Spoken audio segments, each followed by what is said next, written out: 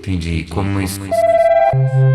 Ela relaciona dança através da genética mais articulada.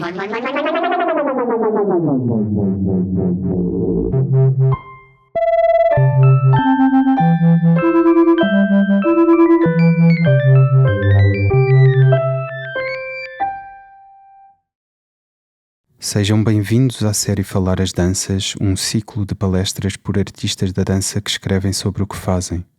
O meu nome é Carlos Oliveira e esta é uma coprodução entre os Estúdios Victor Cordon e a Associação Parasita em Lisboa. Falar as Danças apresenta uma série de episódios, tanto em português como em inglês, em que artistas da cena internacional da dança contemporânea discutem questões que fazem da dança e da coreografia um terreno inesgotável de experimentação, problematização e pensamento.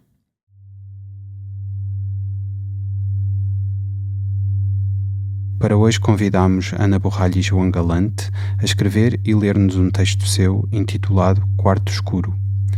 Borralho e Galante trabalham juntos nos seus próprios projetos de performance, dança, instalação, fotografia, som e videoarte que apresentam por todo o mundo. Conheceram-se enquanto estudavam artes visuais no Arco, em Lisboa, e trabalharam juntos regularmente nos anos 90 como atores e co-criadores no grupo de teatro Olho, em Cacilhas, Almada. Cofundaram a banda de não-músicos Jimmy Durham e a Associação Cultural Casa Branca. Foram co-curadores do Festival de Música Eletrónica Eletrolegos, em Lagos, e dirigem o Festival Verão Azul, em Lagos e Lolé. Vivem e trabalham em Lisboa e Lagos. Vamos agora ouvi-los por cerca de 50 minutos, numa gravação realizada pelos próprios em modo ASMR, pelo que se recomenda a sua escuta com auriculares. Queiram então dar a vossa atenção à escuta e sigam as palavras.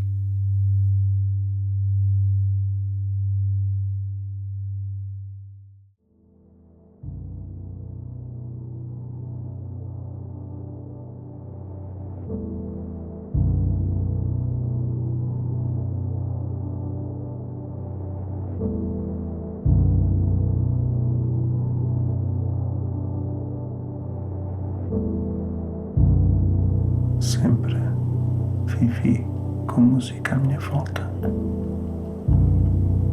O meu avô era viciado em música clássica.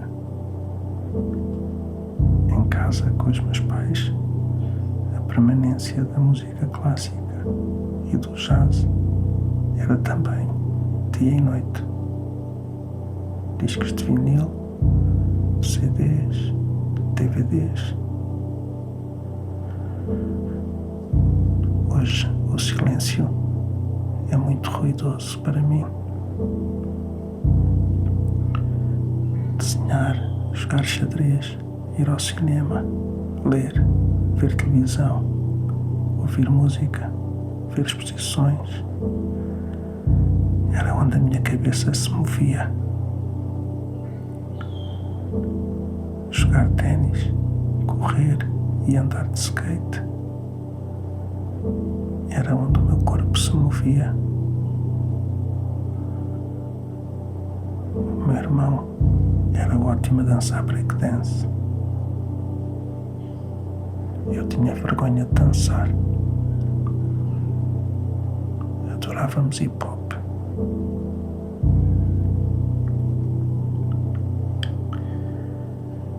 A minha primeira memória de dança no meu corpo foi um concerto de uma banda de jazz de New Orleans que vi no Hot Club com os meus pais quando era criança.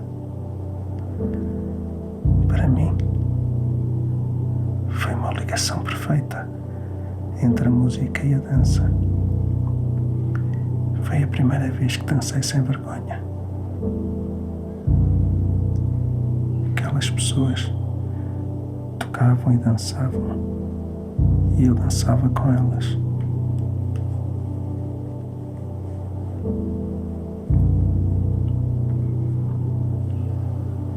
Mais tarde, nos anos 80 e 90, assistia a concertos de Sprunghaus den Wolken, Borgnies Walk, Meinst du den Neubauten?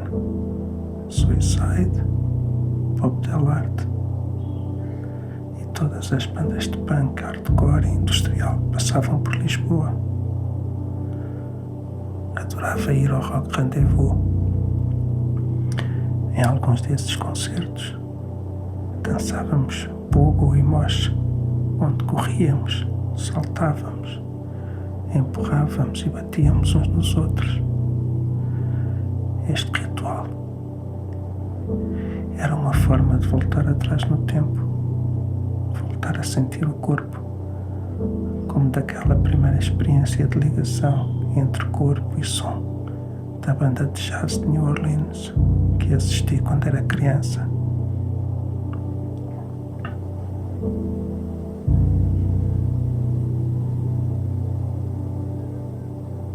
Eu sempre fui uma criança de rua,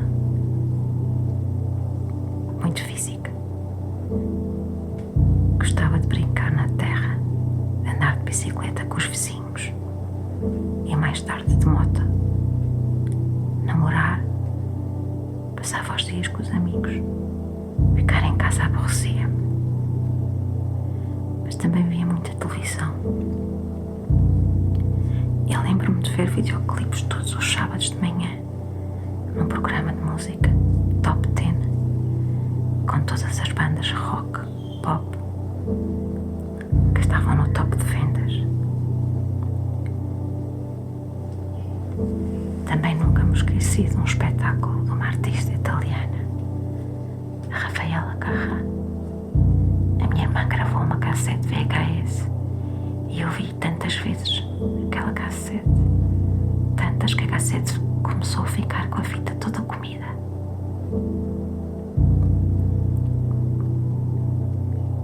Mais tarde fiquei viciada em todos os episódios de Fame. Era um filme de drama musical, uma série de adolescentes americanos em 1980. Eu vivia muito perto de duas primas minhas, a Dalila e a Délia, e ao domingo eu, a minha irmã e elas fazíamos coreografias a seguir aos almoços de família. Delirava com filmes como Singing in the Rain ou West Side Story, que também tinha o LP. Era um musical que contava a história de adolescentes e a rivalidade entre dois gangues de rua. Cantavam e dançavam. Só tive a minha primeira aparelhagem aos 13 anos. E logo na primeira vez que fiquei sozinha em casa a ouvir música, parti a tampa dos giradiscos e fugi a esconder-me no meio da vinha. Fiquei a tarde toda, até a minha mãe chegar ao final do dia de trabalho e ir procurar-me.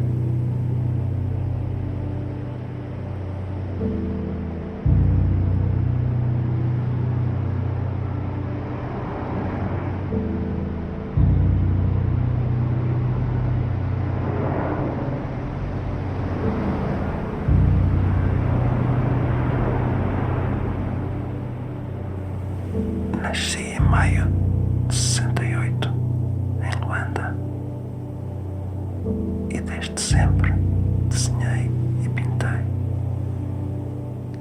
Desenhava monstros, corridas de carros, histórias de cowboys e índios. Parecia que me ia tornar pintor.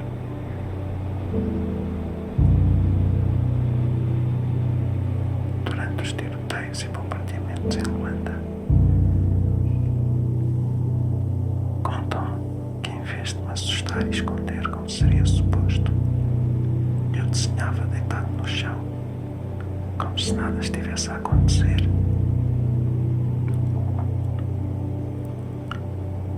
De férias na Europa, nos anos 70,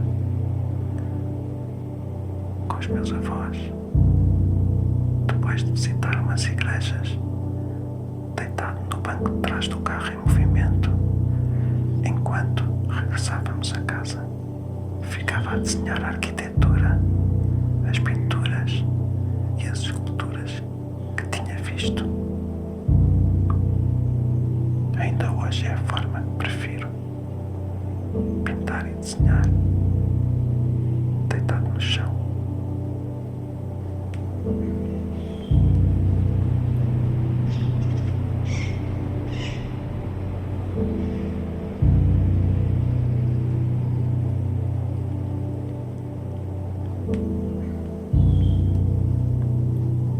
Os meus pais sempre me incentivaram a seguir pintura.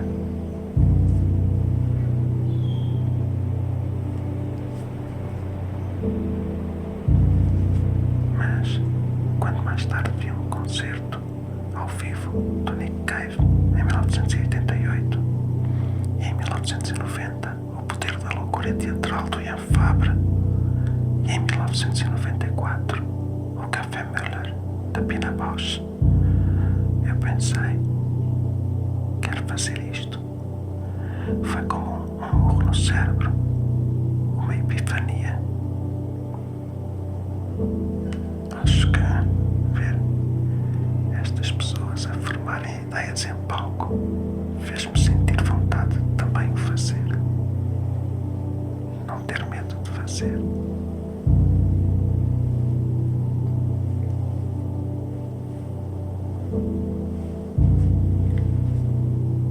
Eu comecei a estudar piano por volta dos 7 ou 8 anos de idade. Primeiro com uma jovem professora, a Edith, muito divertida. E mais tarde com a Dona Bárbara, que era muito austera. A Dona Bárbara já tinha por volta de 60 anos e vivia sozinha com a irmã. Eram duas beatas e ambas tocavam órgão na igreja de Santa Maria.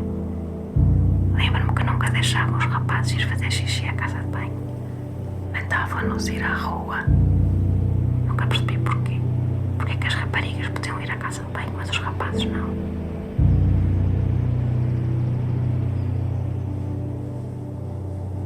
Também fiz equitação e fiz ténis com o professor Pompino.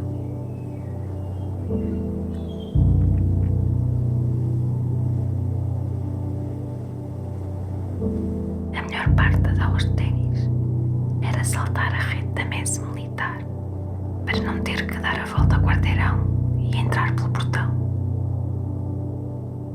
O balé começou um pouco mais tarde com a professora Gwen Franco e trouxe muitas descobertas e momentos muito felizes. Ela ensinava o método da Royal Academy of Dance. Eu lembro-me de muito nova, devia ter uns 8 anos de idade, ter que ir a Lisboa fazer o exame sem os meus pais. Fui com uma colega, a Eunice, e com os pais dela. Na minha turma, a Eunice era a única pessoa de origem africana. Eu gostava muito dela, ela tinha um sorriso muito brilhante, era muito doce e tinha um corpo muito esguio. Dançava e fazia petits jetés, como se o vento a elevasse no ar sem esforço. Eu gostava muito de a ver dançar, mas nunca mais a vi. Perdi-lhe o rasto.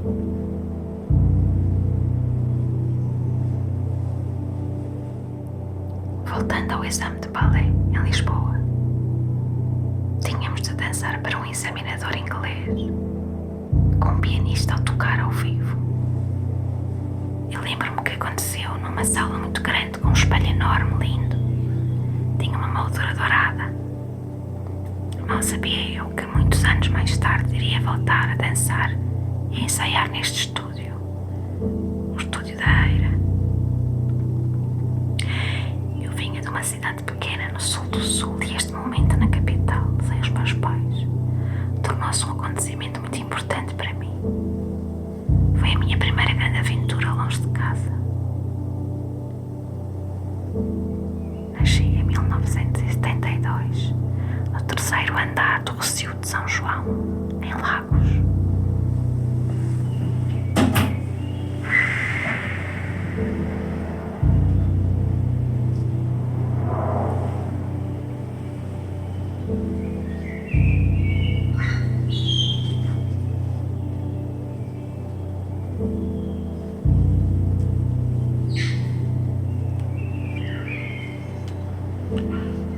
O Festival dos Encontros à Carte da Gulbenkian,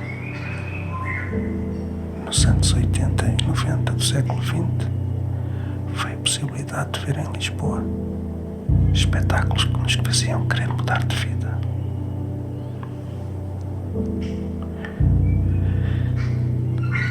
Parecia que todas as exposições de artes plásticas que tinha visto, todas as obras de arte nas igrejas, todas as bandas desenhadas estavam condensadas num outro formato ao vivo que fazia todo o sentido para mim.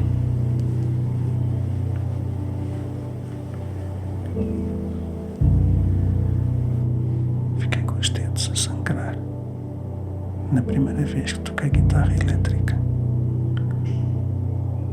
Foi numa performance que se chamava O Verdadeiro Artista Ilumina o Mundo, revelando verdades místicas. É um título que roubei ao título de uma escultura de Bruce Nauman.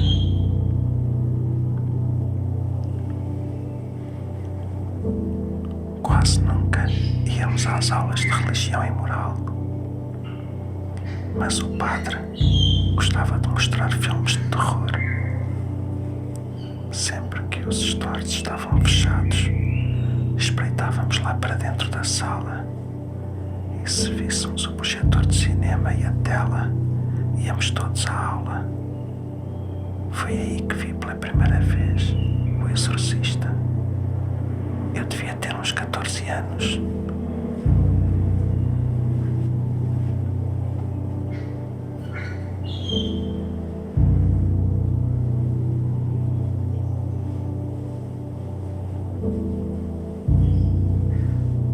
Acho que desde muito nova percebi que os artistas tinham uma grande liberdade no seu dia a dia. Eu sentia-me sempre morta nas rotinas.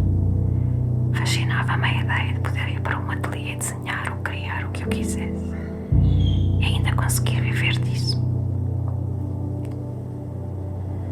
Havia também algo romantizado da vida boêmia dos artistas que me atraía.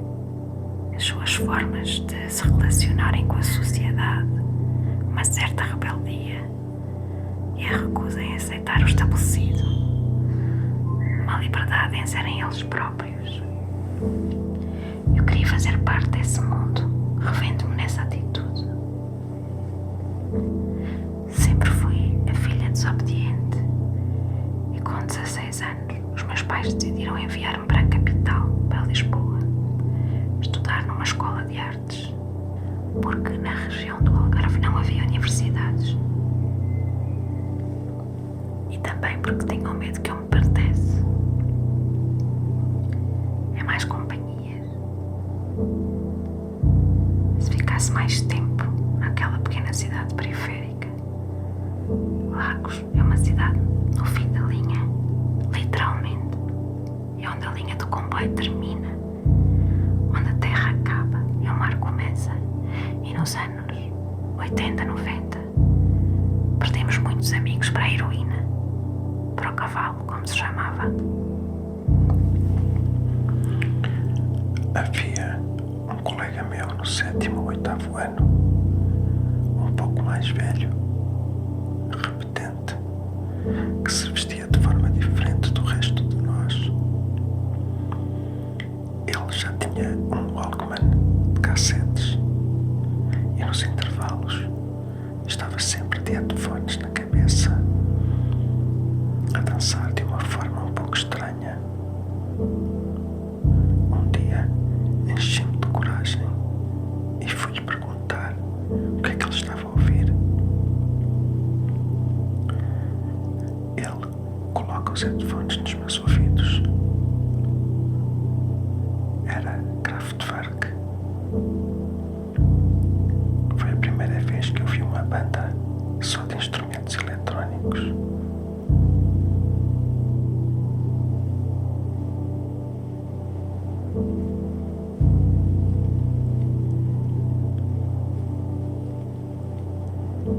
O primeiro livro que me lembro de ler de uma assentada, do princípio ao fim,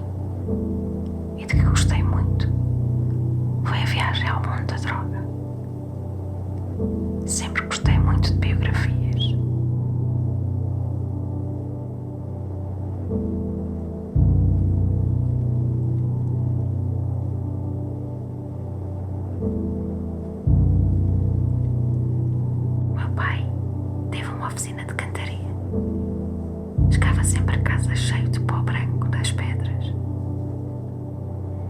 Eu acho que escolhi estudar escultura em parte porque ficava fascinada com as esculturas que ele fazia do rosto da minha mãe e da minha irmã. Também influenciou em 89 ter visto o filme sobre a vida de Camilo Claudel. Mais uma vez seduzida pela ideia romântica da vida dos artistas. Mas quando entrei para o arco senti-me perdida. Gostou-me a liberdade de não te dizerem o que fazer.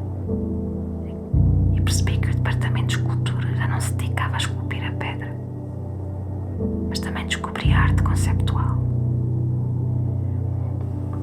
Não me lembro de África. Só tenho as memórias filmadas em Super 8. Uma vez em Lisboa, passei por um local que cheirava a África. Um cheiro de uma planta que fez o meu cérebro ter um flash. E por segundos estava em Angola. Tive a certeza que estive em Luanda por aqueles breves segundos.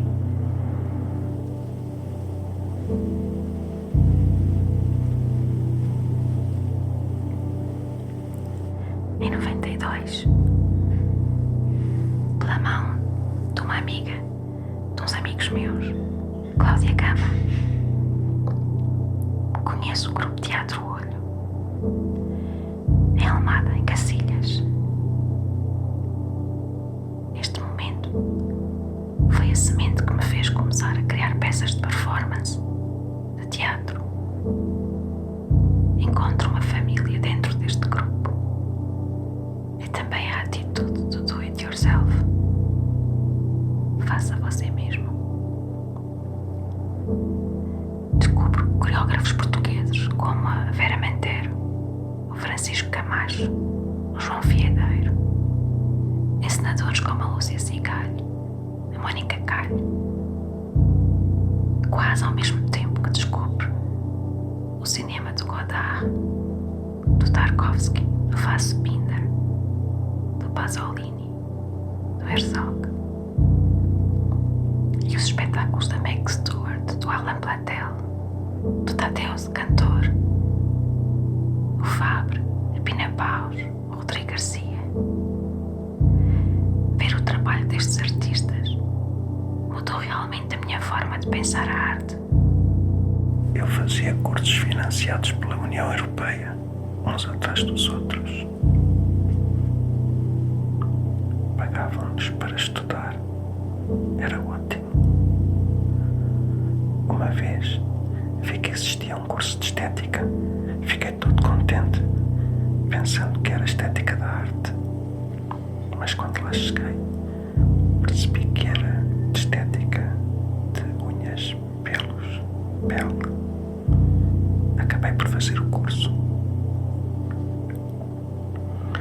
Outra vez, estava na rua, ali nos restauradores, e encontro um amigo, o Vítor Blanciano, que me diz que se ia inscrever para fazer as audições para um curso de dança no Fórum Dança. Pergunta-me se eu também não quero ir. Aceitei, fui com ele. Acabei por ficar no curso. Engraçado como estas decisões do momento definem o trajeto que fazes na tua vida.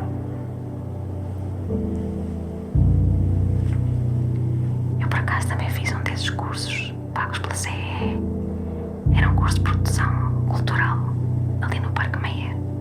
A meio do curso, o organizador fugiu com o dinheiro e ninguém recebeu nada e nem sequer acabamos o curso.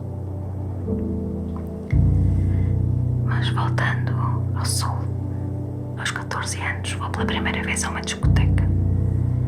Chamava-se Elétrico. Já não existe. No seu lugar cresceu um resort turístico. Lembro-me perfeitamente da sensação da primeira dança na pista. de outras pessoas, do embaraço.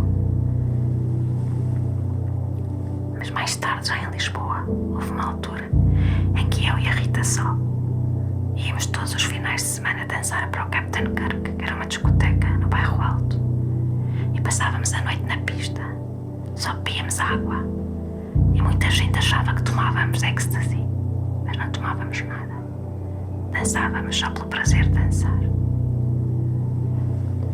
A primeira vez que sinto um movimento genuinamente meu foi a improvisar num workshop dos Le Ballet Set Labé, nos Passos Seixal, em Cacilhas. Um evento organizado pelo coreógrafo João Viedeiro.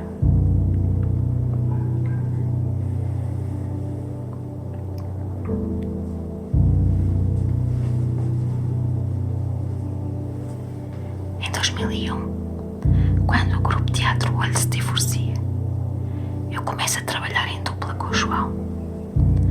Nós já tínhamos uma relação pessoal, namorávamos. Ele já tinha um historial que vinha da área da dança. Então, durante muito tempo, chamamos ao nosso trabalho dança. O facto de termos perdido os passos em Seixal fez-nos voltar à forma de trabalhar mais conceptual. Desde o nosso primeiro trabalho, intitulado Mr. Miss, Miss Mister, de 2002, o nosso foco tem sido o público, o eu e o outro, a relação entre performer e público, e como abolir essa fronteira. Estamos interessados na ideia de escultura social.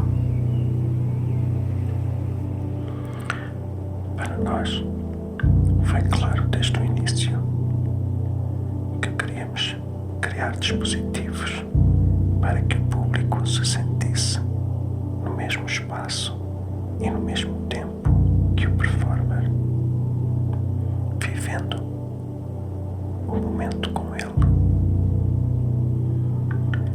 Dispositivos que coloquem o espectador no centro da peça.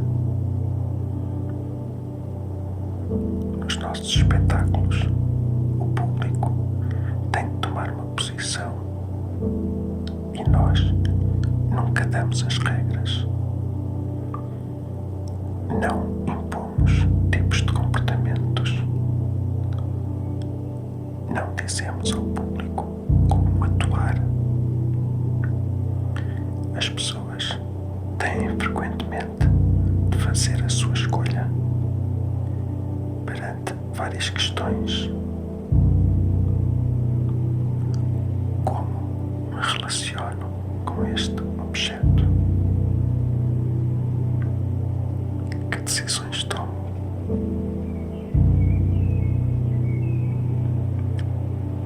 a minha decisão influencia o desenrolar da ação. Faço parte do espetáculo. Se me mexer, estou a fazer parte da coreografia, etc, etc.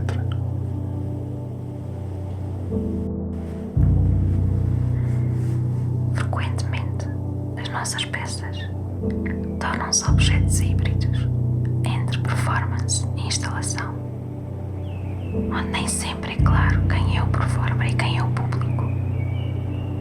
Projetos onde a responsabilidade é partilhada, onde cada um terá de ser capaz de gerir não só individualmente, mas também coletivamente a experiência vivida em comum.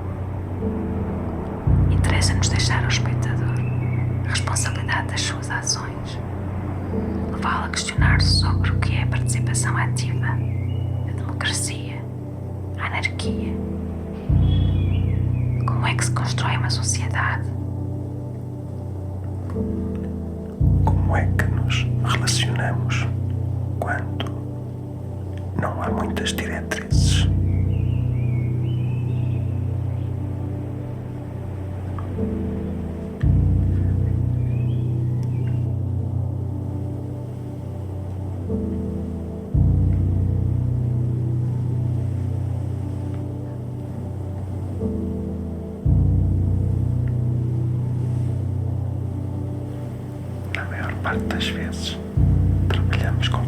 autoridades locais, profissionais e não profissionais,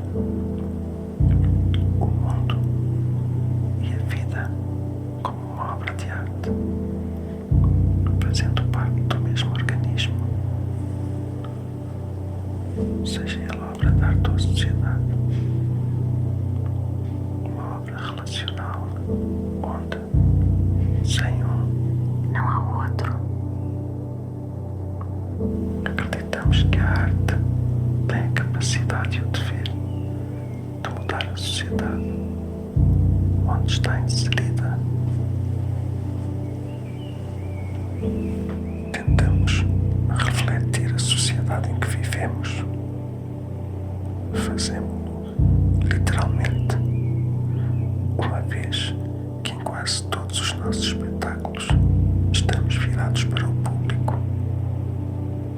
O diálogo é sempre construído com o público, nunca com os atores. A resposta encontra-se no público. Tentamos construir espelhos. Na maioria das vezes, começamos um processo criativo, perguntando-nos como colocar o público, onde o colocar, que papel vai desempenhar. Por exemplo, em World of Interiors, Mundos Interiores, uma instalação performance em que um grupo de pessoas está deitado no chão a sussurrar alguns textos do Rodrigo Garcia, e o público, para os entender, tem de aproximar-se desses corpos de uma forma muito íntima. É muito interessante observar as escolhas que fazem. Se deitam ao lado do performer, se lhe dão a mão, se põem a cabeça no seu ombro, se ficam com um performer do princípio ao fim da peça, ou se andam a saltar entre eles. Um dia deparamos com uma frase de que gostamos muito. É do artista Olafur Eliasson,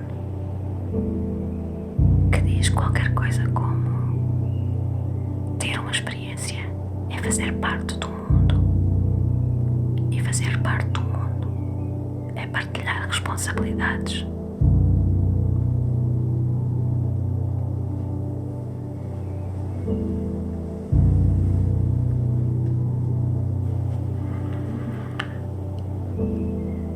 O material de trabalho é o que fazemos dele.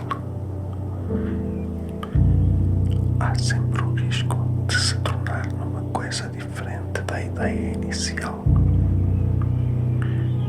O nosso papel é fazer com que isso não aconteça. O nosso papel é que não seja politicamente correto.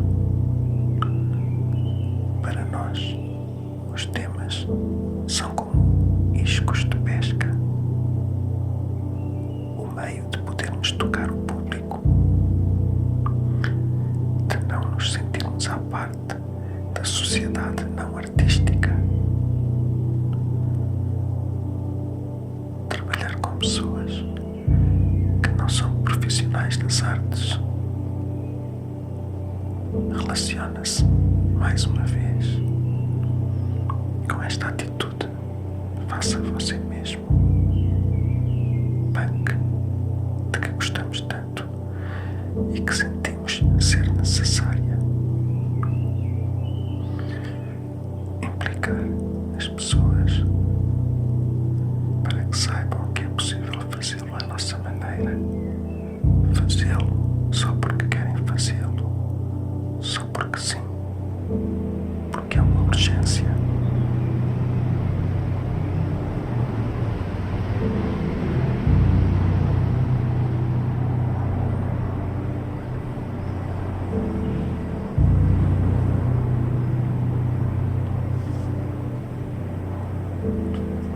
Trabalhar com amadores é também uma oportunidade de trabalhar com ações, movimentos e pensamentos que não estão formatados e contaminados como o estilo profissional.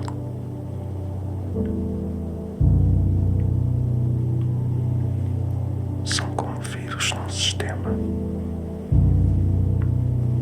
O que nos interessa é a ideia de que a arte pode lidar com o erro. Para nós, o conceito de ready-made é fundamental. Tentar fazer arte que é necessária hoje, sem pensar se continuará a ser necessária nos próximos anos. Daí a importância de entregar ao público a continuidade dramatúrgica das nossas peças. Na nossa peça Gatilho da Felicidade, os jovens contam histórias incríveis. Histórias de violência infligida em pessoas tão jovens. A filha da secretária do presidente do Quirguistão, fugida para a Holanda após uma reviravolta política. Qual princesa Alissa, meio russa, meio árabe, que fala de sexo como se falasse de uma flor ou de uma joia rara e que só consegue ver porno entre duas mulheres, apesar de gostar de homens, pois o porno entre pessoas de géneros diferentes é algo que uma princesa não deve ver.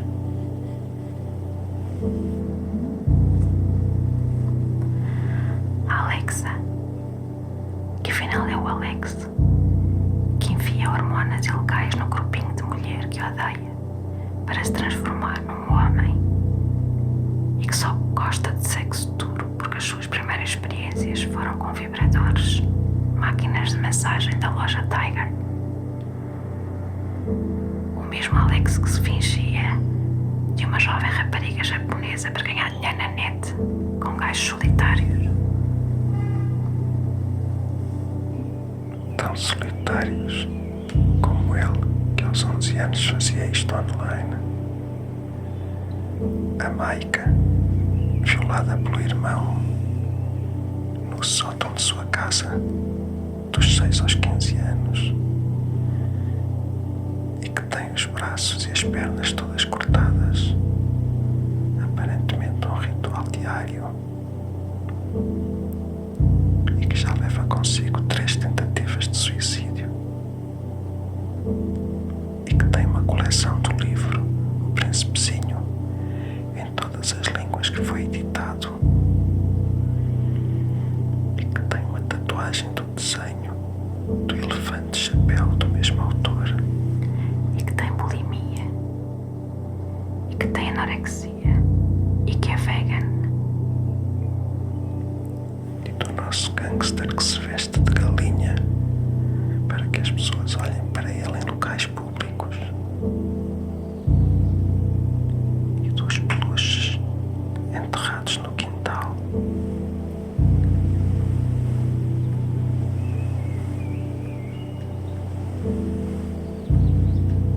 Na nossa peça Atlas, um espetáculo que junta 100 pessoas em palco, 100 pessoas locais, e que fala de cidadãos e das suas profissões, que dá voz às pessoas. Nunca vou esquecer a experiência no Rio de Janeiro. Foi onde conhecemos o Júnior. Ele era um morador de rua e, a meio de um dos espetáculos, decidiu mudar o texto. Em vez de falar da sua condição de sem-abrigo e de como viu uns traficantes matarem à sua frente um gatinho bebê e do mesmo modo um homem, a ver disso começou a falar de como tinha conhecido Dona Ana e o seu marido e como numa semana tinha arranjado uma família. Todos nós estremecemos.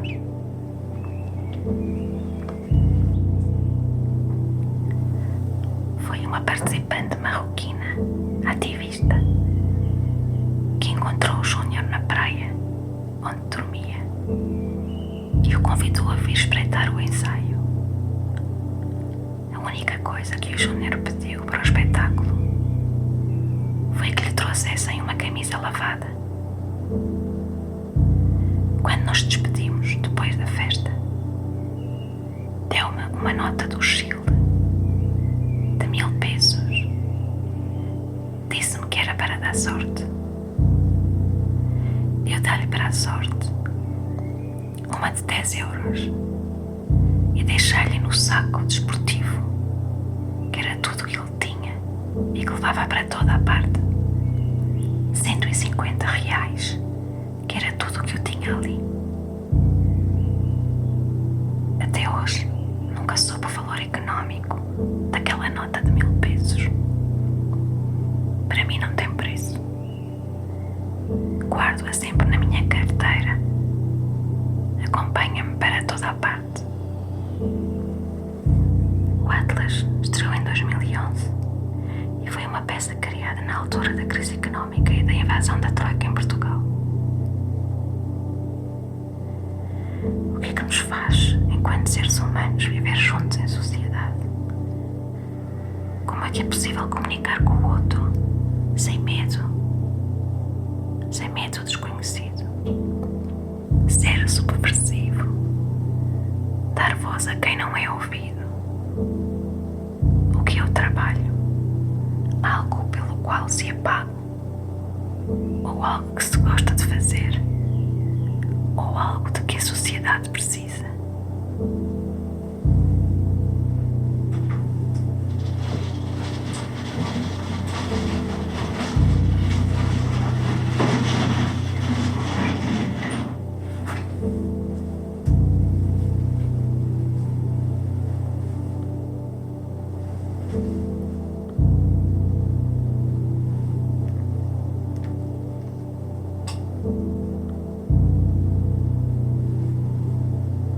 Se nos perguntam, enquanto artistas, que arte queremos defender, dizemos uma obra que questione permanentemente a forma como escolhemos viver em sociedade. Uma arte próxima de nós, das pessoas. Algo que possa tocar o outro. Algo que faça as pessoas sentirem: estou aqui e agora contigo, comigo mesmo. Uma arte socialmente empenhada.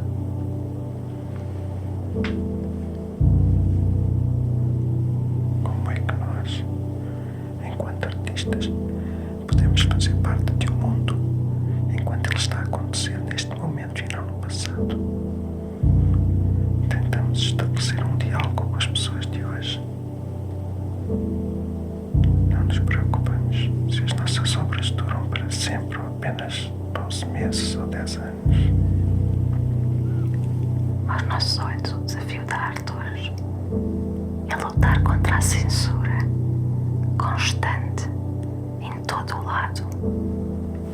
A censura contínua cria novas normalidades, novas ordens de vigilantes, novas ordens de vigilantes. As novas normalidades criam novos e velhos tabus. Uma e outra vez, e outra vez, e outra vez. Quebrar tabus, por vezes são muito pequenos, mas vêm de cabeças pequenas, Muito pequenas. gananciosas de liderança. Uma obrigação de chegar às pessoas, ser capaz de alimentar as mentes das pessoas, sem tretas, estar calado, não se mexer, tanto quanto possível,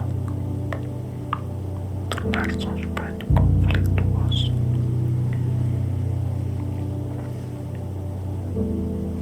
Pôr em causa o nosso corpo, Questionar o que é normal. O que é que estamos a fazer todos os dias de forma tão cega, tão normal, tão absurda? pessoas. Porque precisamos estar juntos. O lento desvanecimento do cérebro humano. O lento desvanecimento da história real dos seres vivos na Terra.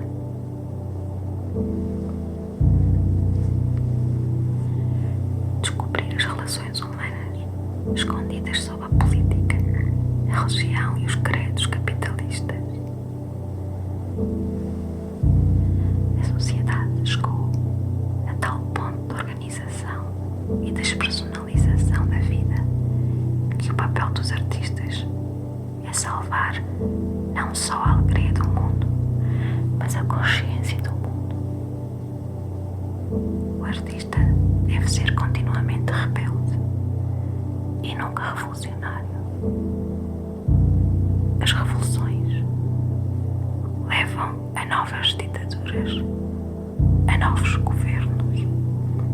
A rebeldia ilumina, leva-nos a encontrar o nosso próprio caminho.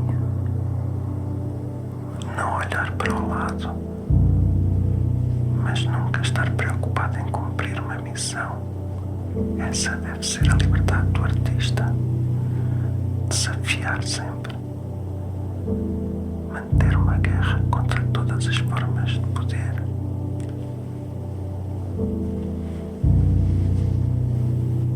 Como Hélio e Tizica. Lembrar sempre. Seja marginal, seja herói. Matar a ideia de trabalho. Fazer o trabalho como se estivesse sempre de férias. Propor novas formas. Fazer perguntas, mesmo que a resposta nunca chegue. Há sempre o propósito da beleza.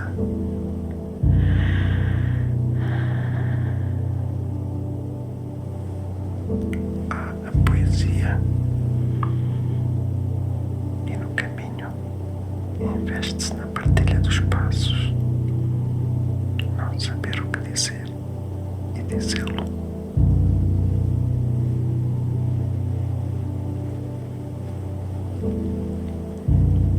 A arte sempre existiu e continuará a existir. O que nós desejamos profundamente é que os artistas consigam sempre sobreviver e subverter as lógicas do mercado e do consumo da arte, e que nunca vendamos a alma ao diabo, mas que continuemos a ser transgressores, a quebrar tabus, continuemos a partilhar o nosso olhar, e o resto será poesia. Essa é a magia. O Henry Rollins disse: a vida não vai partir o teu coração, vai esmagá-lo. A arte é a nossa melhor forma de esperança. E como diz a Kim Gordon, o que é mais bonito na arte é saber que as pessoas pagam para ver os outros acreditarem nelas mesmas. Lembro-me de ver a Ana pela primeira vez sentada com o Jonas no refeitório do Arco. Foi aí que a conheci. Ela estava no curso de escultura e eu estava no de pintura. Acho que fazemos as nossas peças como se fosse uma pintura em conjunto, como se fosse uma escultura em grupo. Fazemos isto para continuar a ser felizes com os outros.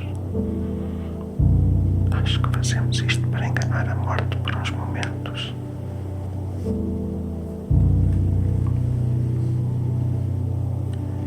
Acho que fazemos as obras que queremos ver no mundo e que ao mesmo tempo não vemos os outros fazer.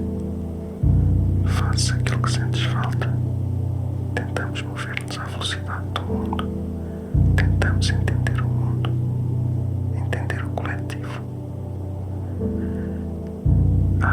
já na Torre, em Lagos, e o Noah no Cais de Sodré, em Lisboa. Os dois em casa, debaixo d'água, choramos de felicidade. Água sobre água. O cordão umbilical é matéria extraterrestre, duro e suave ao mesmo tempo. Na verdade, acho que metemos tudo no mesmo saco.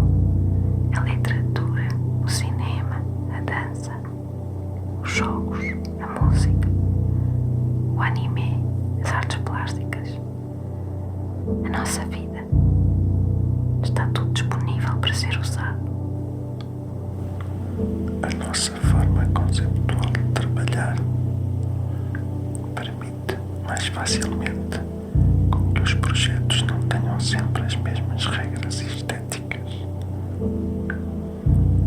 Estamos como num quarto escuro a tentar fundir os dois cérebros através de ideias que façam sentido.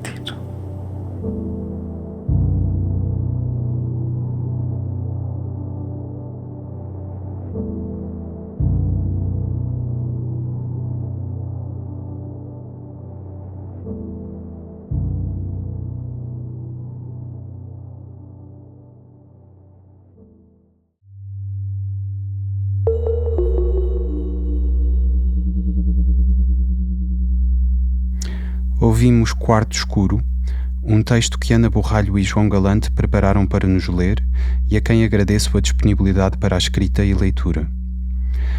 Em breve publicaremos novos episódios desta série de palestras, por isso, se quiserem saber mais sobre os próximos lançamentos, sigam os Estúdios Victor Cordon e a Associação Parasita nas suas redes sociais, websites e plataformas de streaming. Gostaria também de vos agradecer pela atenção e espero que se possam juntar a nós nos próximos episódios. É tudo por hoje, muito obrigado.